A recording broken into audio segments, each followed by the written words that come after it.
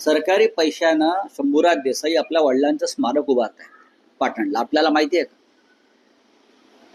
मी बाळासाहेब देसाई लोकनेते यांच्याविषयी मी समजू शकतो. लोकनेते बाळासाहेब देसाई यांच्याविषयी मी समजू शकतो. ते बाळासाहेब देसाई होते. मराठी माणसाविषयी प्रचंड आस्था, प्रेम आणि संघर्ष करणारे ते नेते होते. पण बाळासाहेब देसाई यांच्या स्मारकाविषयी आम्हाला आस्था आणि आदर आहे. पण शंभूराजे देसाई यांच्या वडिलांविषयी प्रेम असेल आम्हाला. पण शासकीय पैशातून तुम्ही त्यांचं एक स्मारक उभारताय पाटणला. काय म्हणून? असं काय महान कार्य आपल्या पिताश्रींनी केलेलं आहे हे जरा महाराष्ट्राला कळू द्या. आपण बांधू शकता आपल्या पैशानं खाजगी, पण शासनाच्या पैशानं आपण बांधताय त्या संदर्भात एक टेंडर काढलेलं आहे सरकारनं.